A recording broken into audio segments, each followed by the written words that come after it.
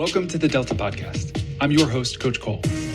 This is the show where we dive into the relationship between leadership and change, what it means for individuals, teams, and organizations looking to thrive.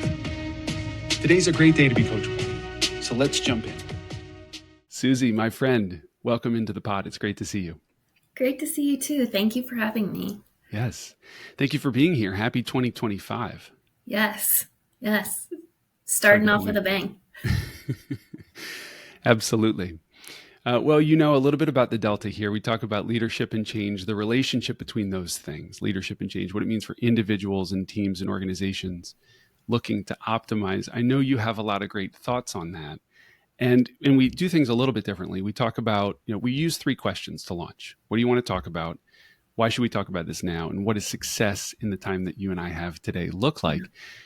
I don't know what you're bringing in. So I'm excited to see where this conversation unfolds.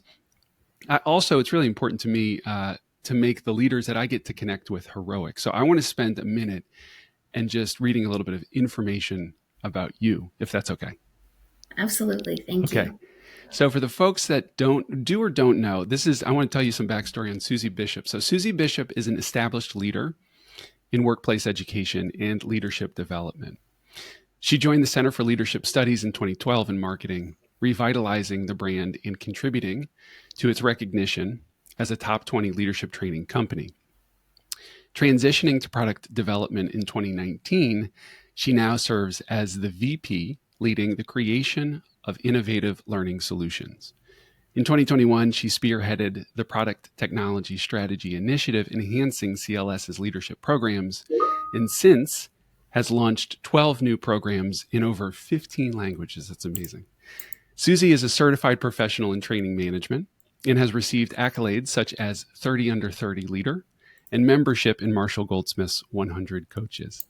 She's also co-chair at Forefront, a nonprofit organization powered by 100 coaches with a mission to support the growth and development of future executive coaches and talent professionals. I want to add 2 other things on a personal note. So you and I got a chance to meet and connect this summer. You'll remember in Nashville, Tennessee, because we share a mentor in common, Marshall Goldsmith, who is arguably the best executive coach on the planet.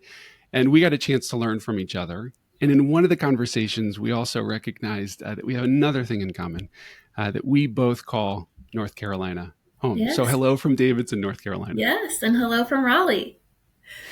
What did I miss there in your story, or what's worth going back to or double clicking on? I think you covered it. And most people don't have a 12-year tenure at one organization. I think that's the thing that usually takes people aback. So that would be the only thing that I would highlight in addition. But this one company has given me so many different opportunities, and many of them have led me, like you said, to meet you and Marshall Goldsmith and be a part of other communities. And it's just been a great journey. That's fantastic. Let's start with the first question, if you're up for it. Yeah. What are you bringing into this conversation? What would you like to talk about? The floor is yours. I would like to talk about just the Center for Leadership Studies, an incredible organization. And again, just my long tenure there. Also, the courses that we've developed mostly around situational leadership. So if people aren't familiar with situational leadership, would want to make sure that I highlight that. And selfishly, we have a new course coming out soon in February 2025 called Situational Change Leadership. And it's an exciting time. So would love to touch upon those 3 things. Fantastic. Why now? Of all the things that you and I could jam about with the time that we have, why should we drop an anchor here? My team at the Center for Leadership Studies and Product Development is feeling this great sense of accomplishment. And this new course is launching in February. But the journey to this point, when I took the role in 2019, I was coming off of a maternity leave. I was in marketing going into product, thought I really had my hands wrapped around this new role. And within 3 months, a pandemic hit. And we had our our roadmap, like what we were going to do, and everything got flipped upside down. And so from 2020 to now, everything that we've built, the course that we're launching in February is like this pillar, this journey, this roadmap that we had set in 2020. Like, how could we reach Wow. these new heights? How could we completely reinvent ourselves? It's an almost 60-year-old company. And so to remain relevant and modern and reach people where they're at and be able to evolve with like today's workplace, we're just at this moment of like, wow, like we have so much more we want to do now. But Yeah. I started the role when we envisioned like getting to February 2025, which is just And you're really here. wild. And yeah, it's like 30 days. So just like a wild time that all of this kind of came together. Yeah. Well, it sounds like change is certainly a part of that. Yes. And I'm curious to learn more there. Yeah. Personal and professional on many levels. Yes. So you can speak from a place of experience, Yes. or confidence, Yes. having seen up front or up close what that looks like. Yeah. Last question I want to ask you then is, with the time that you and I have today, we're going to talk for about 50 minutes. What should we aim for? What does success look like? As a coach, I think a good conversation is where we land someplace different than where we Yeah. started. Yeah. And so I'm going to kick it back to you. What should we aim for? I'm just appreciative that you've asked me to join you. And I feel like with that opportunity, I would be remiss if I just didn't honor the people that got us to this point. I was sharing with you a couple minutes ago, like I'm the one that gets to put the statistic in the bio of how many courses and how many languages, but a lot of people work on that. So I just want to honor all of the work that went into honoring the situational leadership model, but also all of the new products and what's available now. Amazing. Well, I have a place where I think we could start, Okay. but I want to.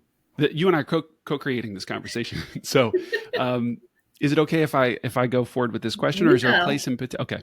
Yes. So imagine I don't know anything about situational leadership. I don't know anything about the Center for Leadership Studies, Yes. or what you've accomplished in the last 60 years. Yes. Help me kind of bring me up to speed here. What Yeah. is the organization? What is that leadership model? Tell me more. Yes. Yes. So the Center for Leadership Studies, we're about 60 years old, but it didn't start as a company. It started as an individual. He was a professor. His name's Dr. Paul Hersey. And he wanted to know, what's the best leadership style? Just give me the answer. If people can tell me to do this, like I can execute. And a lot of people wanted that answer. And there wasn't leadership training at the time. There wasn't hundreds, thousands of leadership books in management.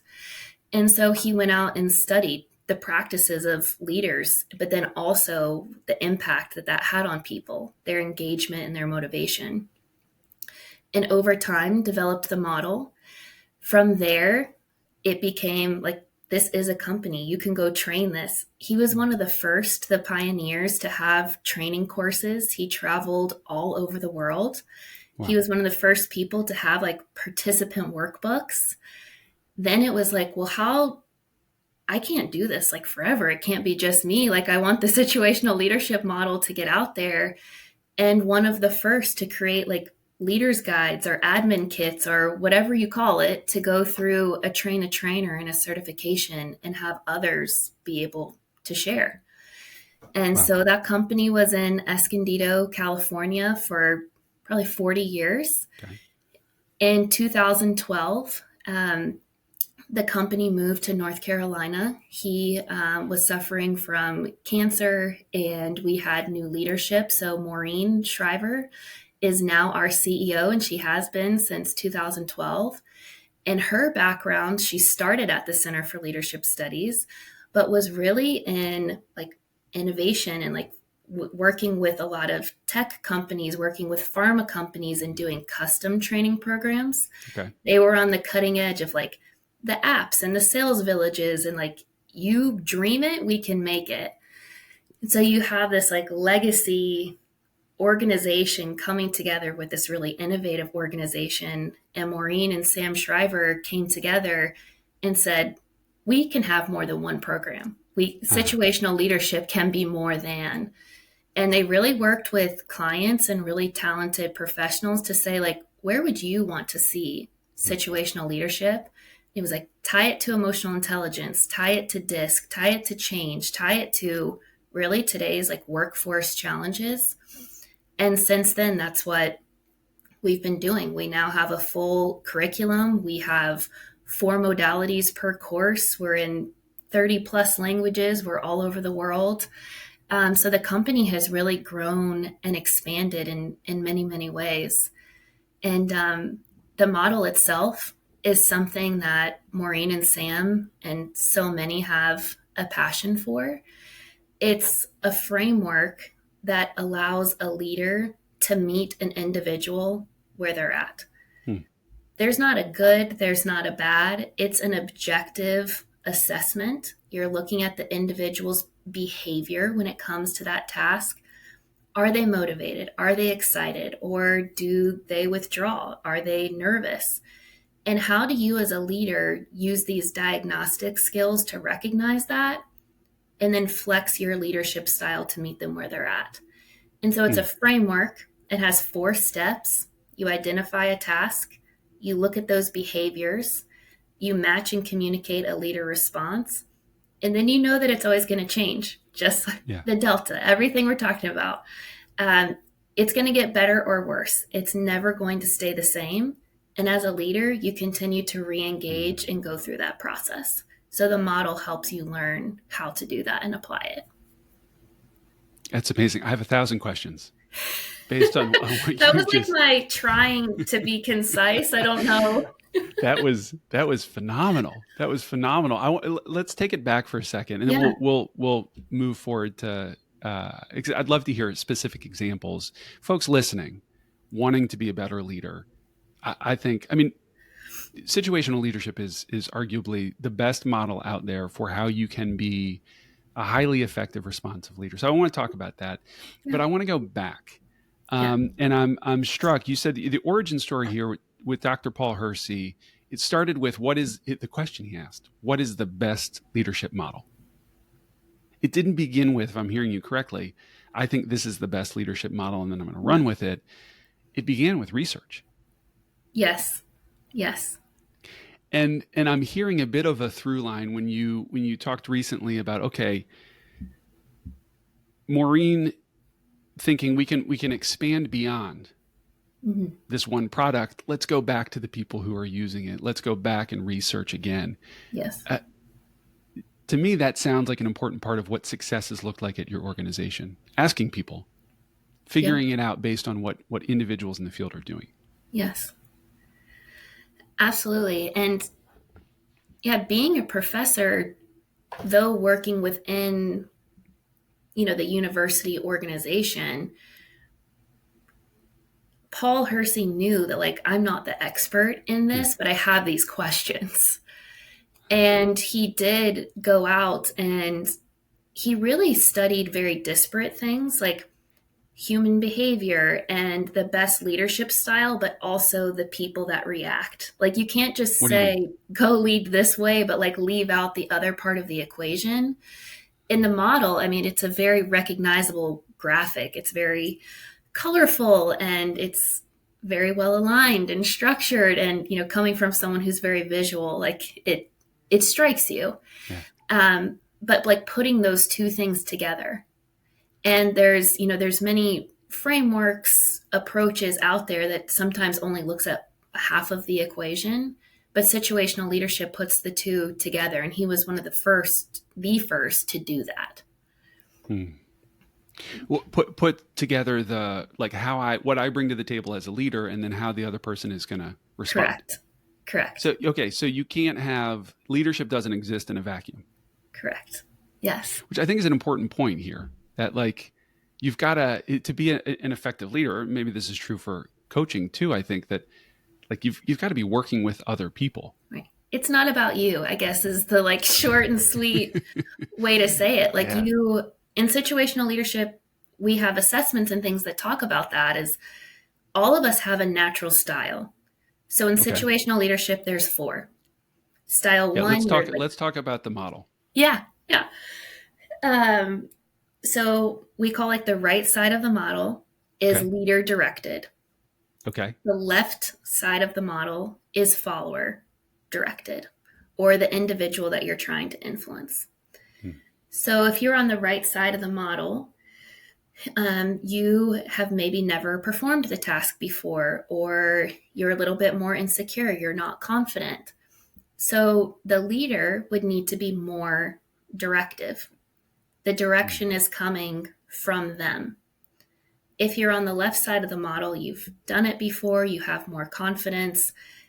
And so then you let the individual drive the conversation. That's how we know underleading, overleading, or micromanaging, or Oh, just completely like abandoning people. yes. All of us have like these natural tendencies. Are we more right side of the model? Are we more left side of the model?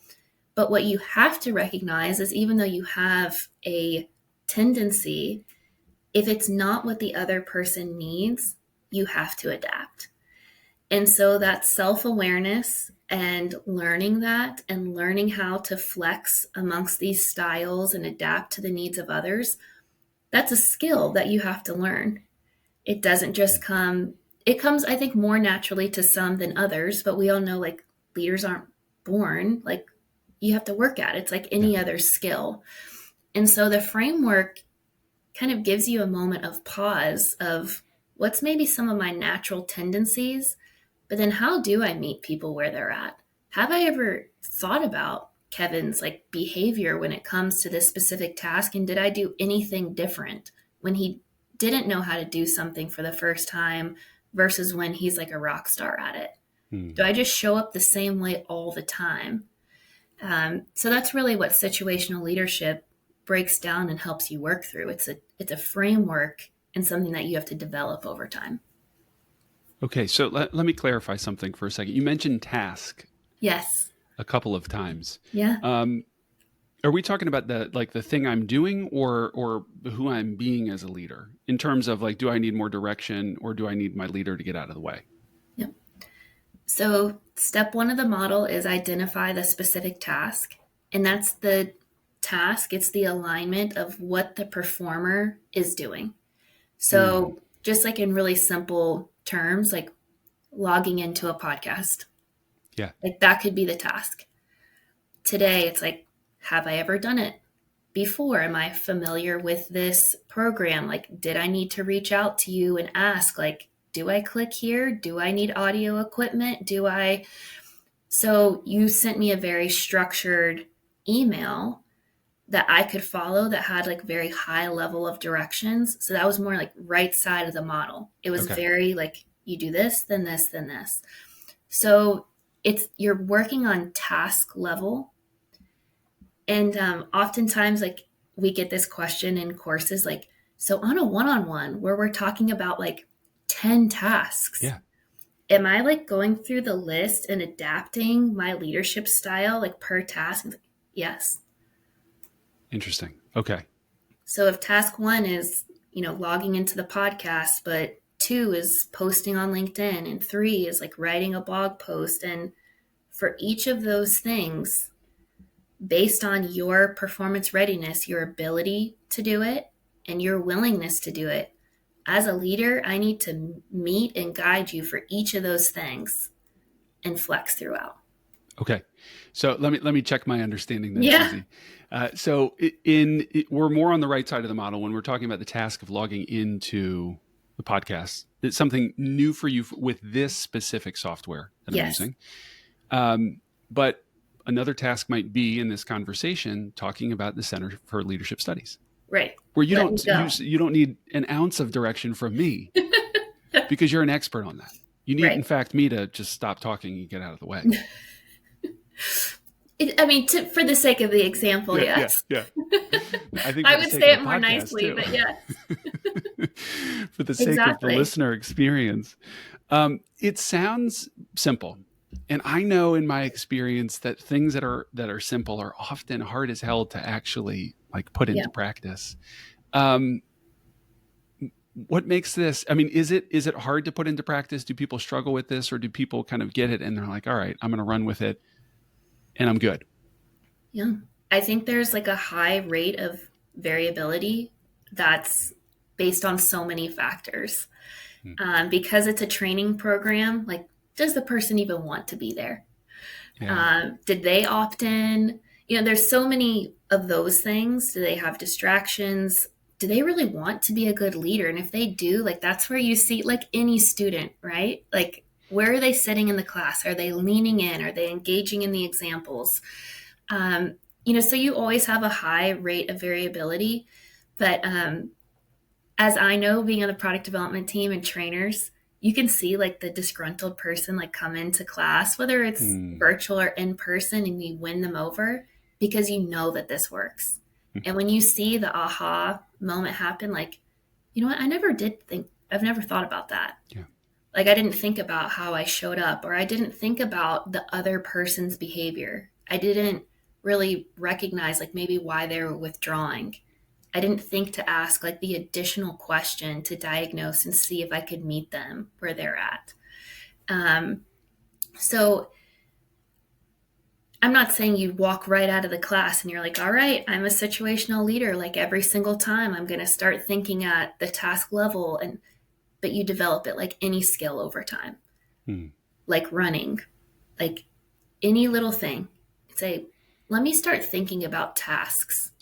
Maybe you've never thought about it at that level before. Let me think about Kevin's behavior.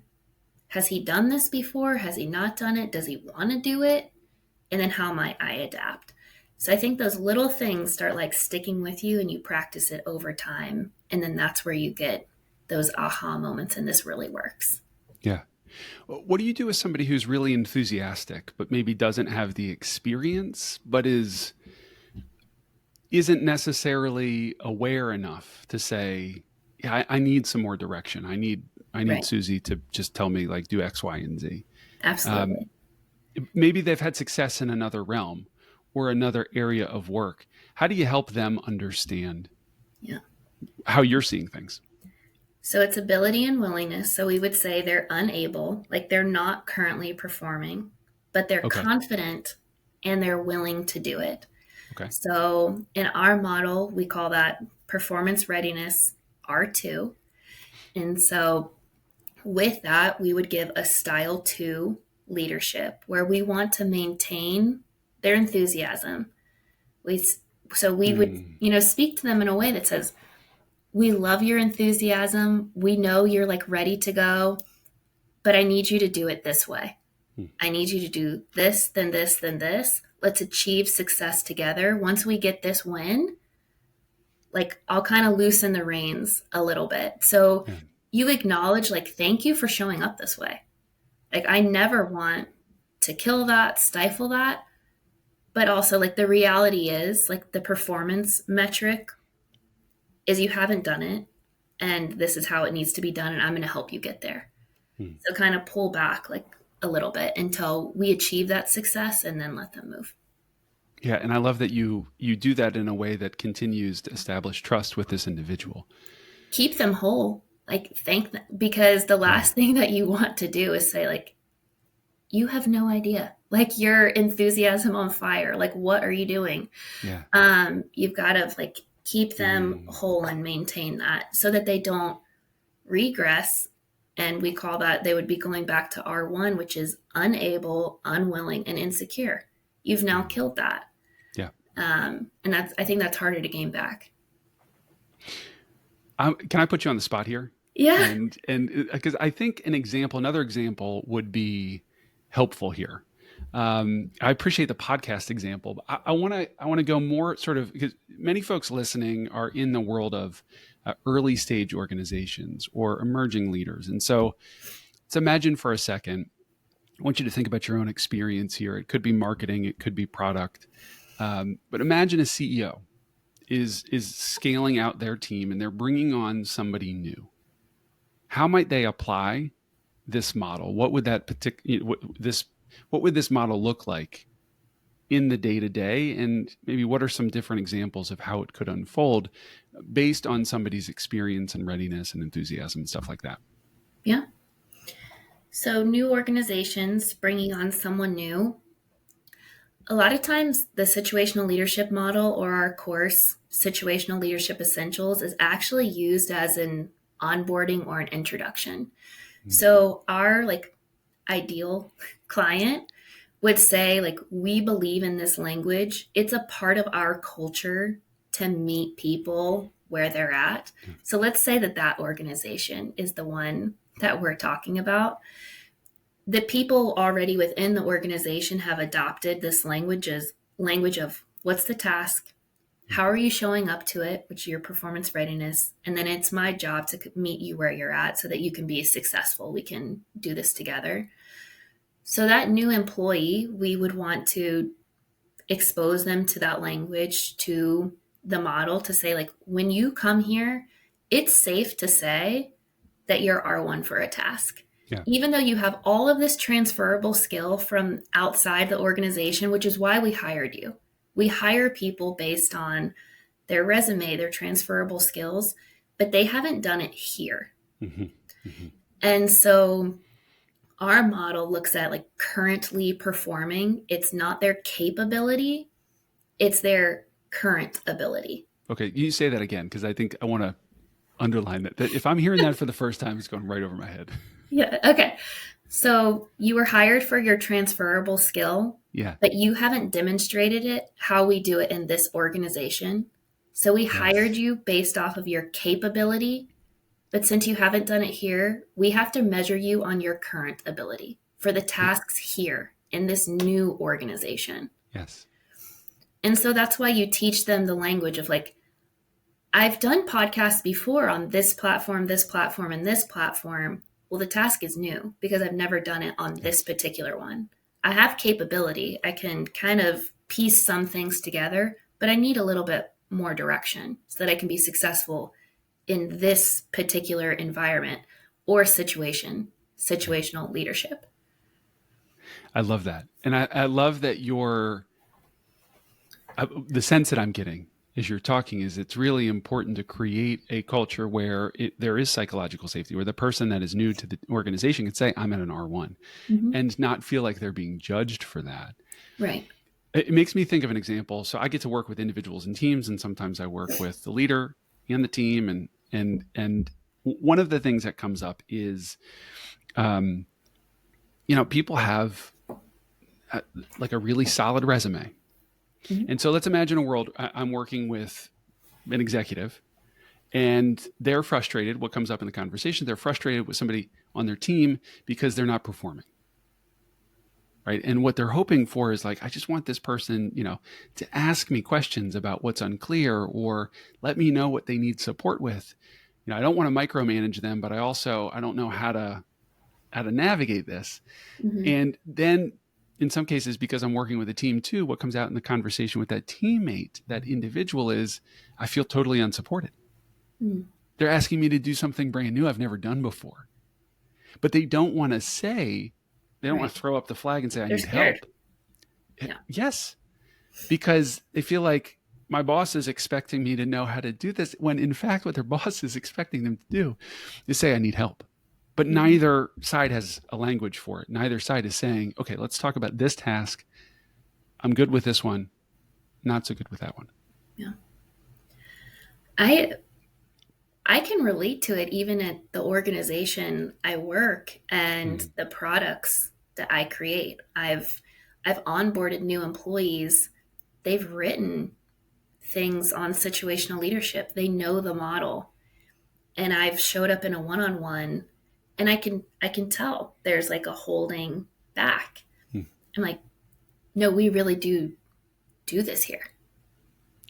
Yeah. Like you really can tell me. And actually, like when we do build this foundation of trust and you really believe that like you can tell me, that's how we start like working together and have success. It takes both parties. You're completely right. The leader has to create an environment where people truly feel like they can be honest and there is trust. Because why would I tell you I'm unable, unwilling, and insecure? Yeah. Sometimes the leader Unless I want should to lose just my know job. that. Yeah. Yeah. And I mean, remote environment, like it's so much easier now to just Yeah. like shut somebody down, like pretend Good like point. they never existed. So I think the fear is even more so heightened. Um, Click of a button, you know, IT shut down. I've heard like horror stories, like they really did that on an all company call, or so I understand like where the Yeah. fear comes from. But you have to create an environment when it's like, when we share these things, this is how we move forward. And I think also sharing back with them, like as a leader, as someone who's been at the Center for Leadership Studies for 12 years, there are tasks on a daily basis where I'm like, I've never done this before. Mm. And I try to show that to my team. I'm like, let's flip the role here. I've never developed a SCORM package before. Like I know we need it. I know why it's important, but I've never been in the system to do that task. So Maggie on my team, I'm like, you tell me like what needs to happen here, who needs to be involved, and then I then can go facilitate the leadership, get the right people, and make the progress. So I think when you also have the vulnerability to show people at a task level, I mean, come on, no one's R4 for everything, able, confident, it's just not Yeah. realistic. So it's like when you show that, I think it allows people to also share back. Mm. You're highlighting something important in terms of leadership, that good leadership is more about, okay, how can we be right together versus how can I be right Mhm. 100% of the time. I can imagine though. I want to challenge you if I may, Yeah. and lean in, because I can imagine folks listening saying, "Come on, Suzie, like if I say those things, my team's not going to respect me. Yeah. My team's looking up to me to provide a vision and a direction, and if I start talking about things that I don't know the answer to, they're going to leave. Yeah. Worse, they're going to be unmotivated, maybe before they exit." What would you say to folks listening, maybe thinking along those lines? That I think first that I understand it, Mm. and I haven't walked their specific experience where I've worked in an environment where that has happened to me, like where Mm. I can't speak up. So I understand that I'm removed from a reality that a lot of people live. Mm. I think the thing I would also say to them is it feels really good to have personal accountability, and it's worth it to say, here's what I do know, here's what I don't know, and challenge the environment that you're in and how they respond to that. Mm. I think there's something really powerful about like owning your own performance Yeah. and saying, for this specific task, here's where I'm at, here's what I think I need.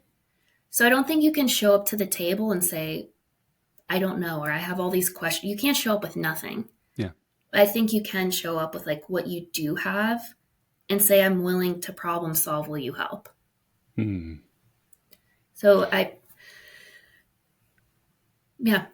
know people are wired differently, but I just have like this personal, like, you've got to have your own accountability. You've got to feel good about how you showed up, Mm. that you did all that you could, versus just hide within the system. Mm. But again, I do recognize that I haven't, walked in those shoes. Yeah. So the difficulty that comes with that. Well, I appreciate that point, and I think what you're sharing makes sense. I've, as you know, before I got into coaching, I spent almost 15 years working in schools, and before that, I Mm-hmm. have a background in athletics, and I feel like I've learned so much in terms of leadership from my classroom experience. from my experience on the field playing sports, also from my experience watching and learning from my friends in performing arts. And I think, one of the magical moments in learning is when it becomes visible. So if I'm playing a sport and I need help with this movement on the field, the coach might record it and we play it back. And there's this phrase in athletics, it's the eye in the sky don't lie. Because we can see Kevin clearly needs help with this move. Okay, so this is where you put your feet. This is how you position your body. And then I can correct. It's visible to everybody. Similar things happen in performing arts. I've seen similar things happen in the classroom. I think it's exquisitely difficult to bring that up in leadership unless you have something like situational leadership as a model and a framework that we can all talk about and use in conversation. I remember Marshall, when asked what was the best leadership model he's ever seen, it said, without skipping a beat, situational leadership. So can you say a little bit more about like creating that container? Because I can tell, especially in this conversation, that matters to you. We're going to create a space where people can be vulnerable, where people can learn from one another. We can share our strengths. We can share our weaknesses. How do you do? So a leader, let me ask you a better question. A leader listening, saying, I'm sold. I want to do what Suzie is talking about. Where should I begin creating this container of trust with my team?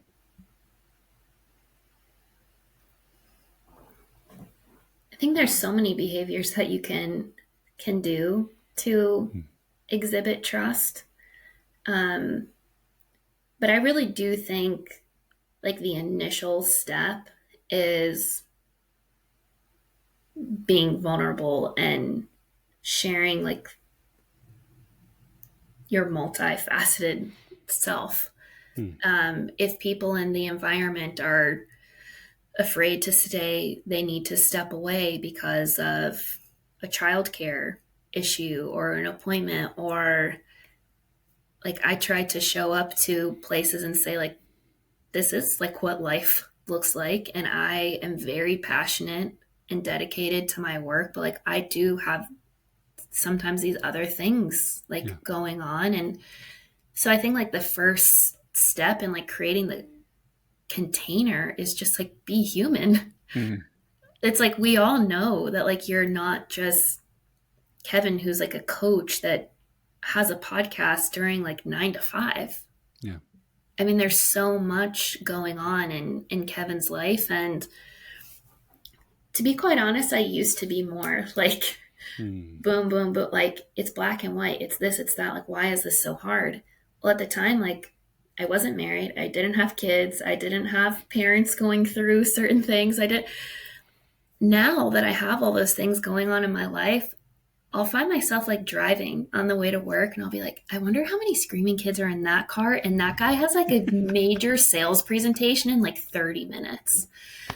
And like, I just think I recognize more like the more you're human with the people that you work with every day, they may not tell you everything, but like maybe if you share, they'll share a little bit more. And I think the container gets created and just like the humanness of we are all doing more than like creating products for the Center for Leadership Studies, or we're all doing more than fill in the blank. And can that be recognized in a way that allows me to show up and be my best self when I am creating products for the Center for Leadership Studies? Thank you for sharing that. And thank you for the vulnerability. Next time I get in the car, I'm going to be thinking about the person. But that's what a helpful check to say, okay, this is a human being in front of me. Yeah. They've had their own experience today, maybe good, maybe bad, somewhere in between perhaps. How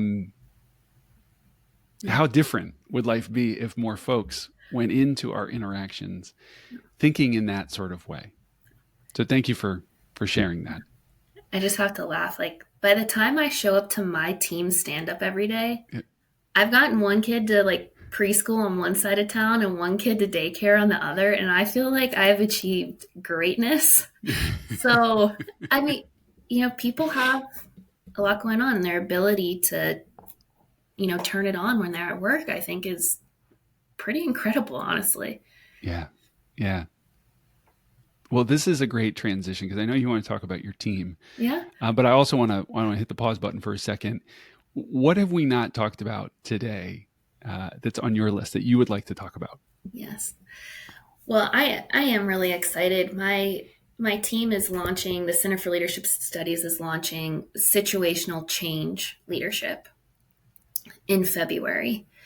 And, as I spoke before about the pandemic and kind of how it really changed a lot of our plans. We were mostly a in-person training that obviously flipped on a dime. Mm. And starting in 2020, we launched 4 very strong situational leadership, like specific programs, not just learning the model and situational leadership essentials, but some of what I talked about, that personal accountability, like what if I'm on the other side? What if I am the Mm. performer? And that course is called Situational Performance Ownership. And how Mm. do I speak up and talk about my behavior and what do I bring to the table? We have a course called Situational Conversations, which is there's more. Like we realize there's more going on than just the task. And what's Mm. the whole conversation? What's the whole picture of what's going on that impacts the work?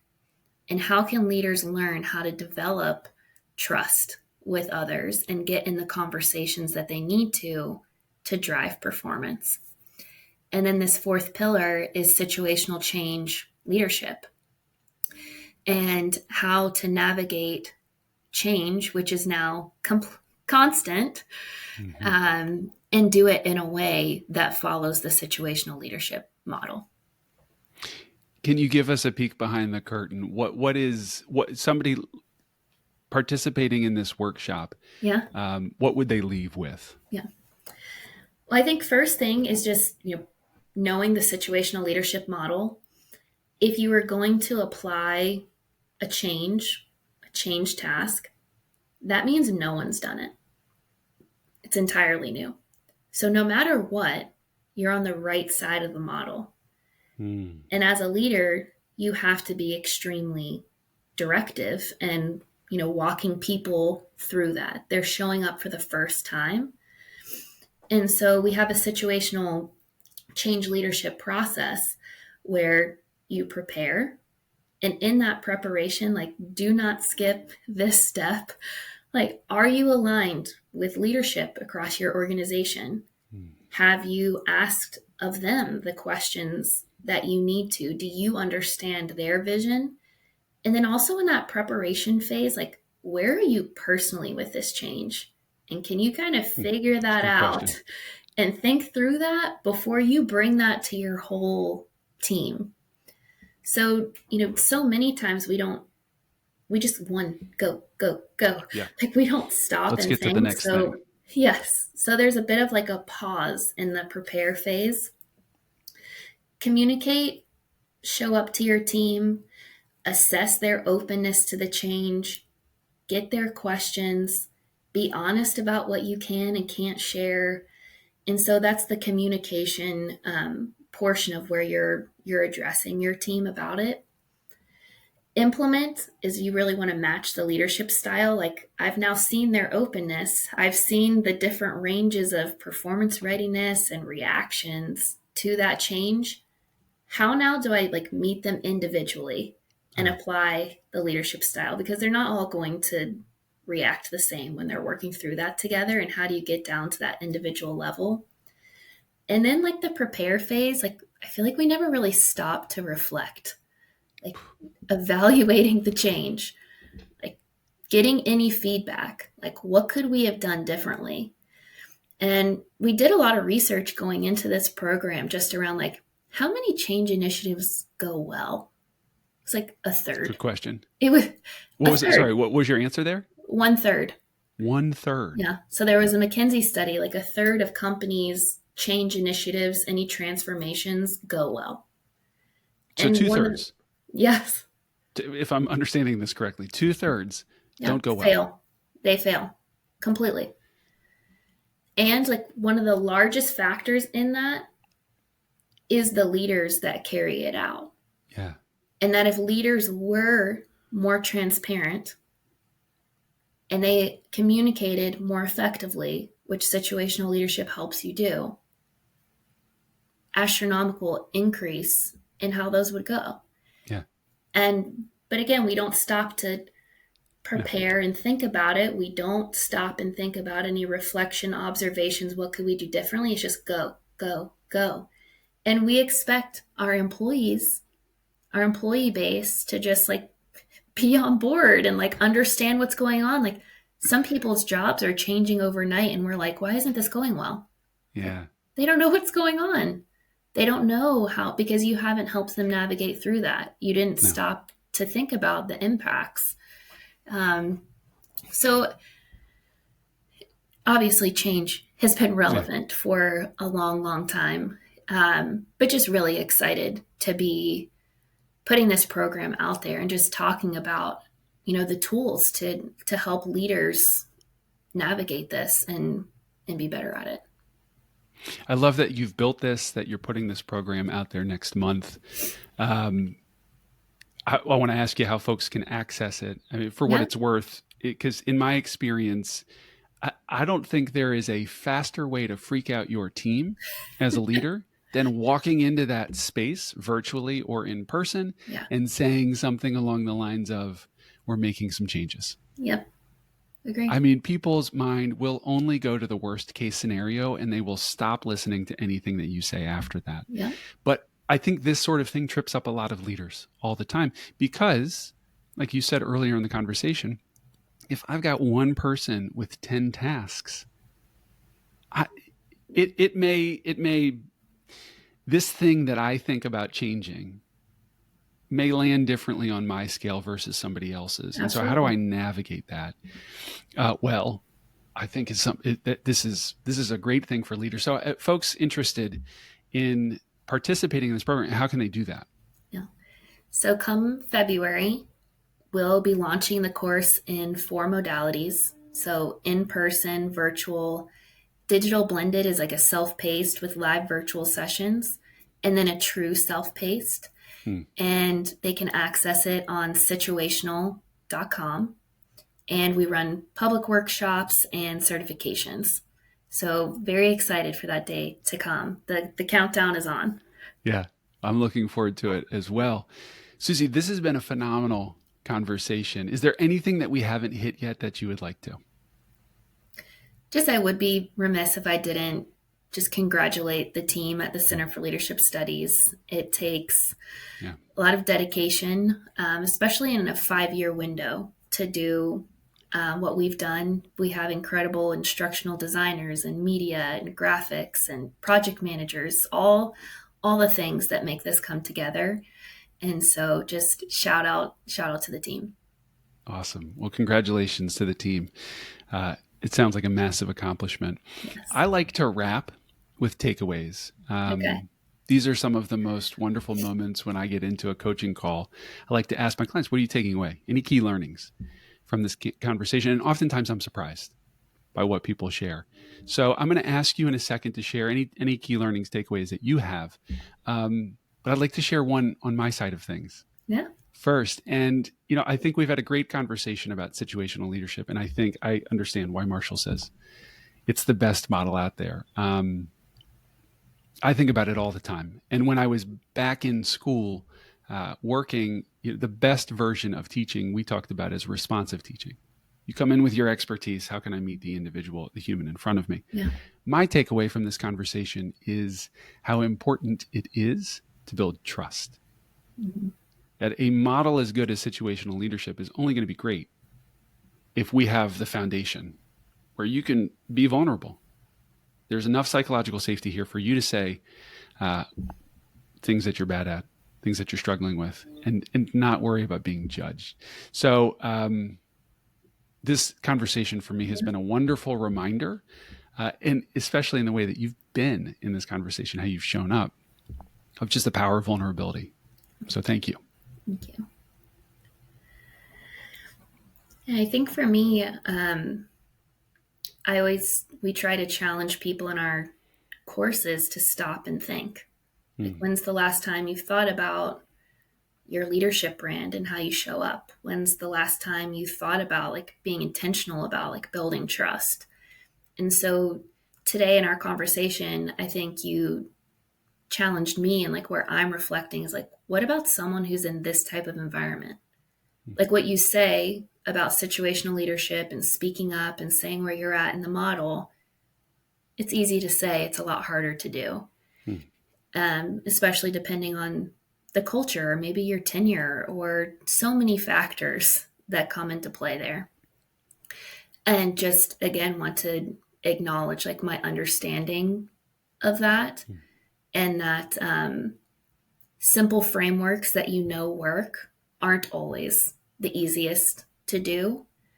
But if you can find a way, either you're the person creating the environment where you can, or you're the person kind of pushing the envelope and saying like, I'm going to try it anyways, and see like where that puts me. And so that's a moment that I'll continue to reflect on coming out of this conversation, is like understanding the different environments that we're asking people to apply this. That's a perfect note to end on. Suzie, my friend, thank you for your time. Thank you for sharing your wisdom. And folks listening, thank you for listening. Thank you.